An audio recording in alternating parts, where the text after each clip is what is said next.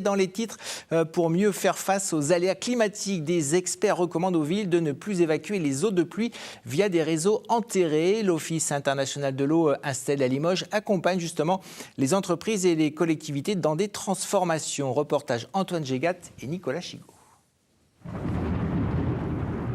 Orage, fortes précipitations, nos villes sont-elles prêtes à faire face à ces conséquences du dérèglement climatique ? Cyril Gachelin est expert auprès de l'Office international de l'eau. Pour lui, le constat est sans appel. Le sol sur lequel nous nous déplaçons est beaucoup trop imperméable. On est effectivement sur un aménagement très récent, mais qui est aussi très imperméabilisé, puisqu'on voit des immenses parkings 100% bétonnés. Et donc toute l'eau qui tombe sur ces parkings n'a pas d'autre choix que de ruisseler. Rien ne s'infiltre. L'eau de pluie s'engouffre ensuite dans les égouts, pour ressortir des kilomètres plus loin, directement dans la Vienne. Les problèmes rencontrés, c'est que lors des orages importants, on renvoie dans la Vienne des quantités d'eau importantes qui peuvent éventuellement conduire à provoquer des inondations, mais surtout des quantités de polluants importants, qui ne sont absolument pas traités. Un système inefficace et coûteux. À chaque orage violent, ces mêmes images de rues inondées. Cyril Gachelin aide les collectivités et les entreprises à gérer leurs eaux pluviales. Il prône une gestion intégrée, c'est-à-dire sans canalisation souterraine, grâce à des revêtements spéciaux.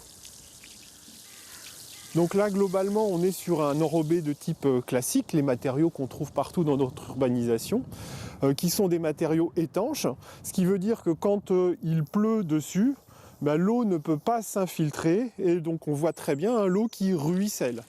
Juste à côté, ici, nous avons un revêtement de type perméable, c'est-à-dire que le matériau a été créé de manière à pouvoir laisser passer l'eau et à ce que l'eau retourne vers le sol, vers son cycle naturel. Donc si je verse de l'eau, on voit l'eau qui disparaît immédiatement et qui rentre dans le sous-sol. À quelques mètres de là, la fac de sciences a déjà fait le choix d'un parking végétalisé. Ces aménagements se pensent désormais à l'échelle de quartiers entiers.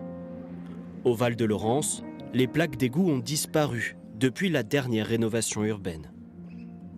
Ici, en fait, les voiries qui ont été mises en place sont avec des matériaux imperméables, mais l'eau est orientée vers des espaces végétalisés qu'on a sur le côté ici, qui permettent à la fois de stocker cette eau lors de gros orages, de l'infiltrer au maximum et de la mettre à disposition de la végétation pour qu'elle soit évapotranspirée dans l'air.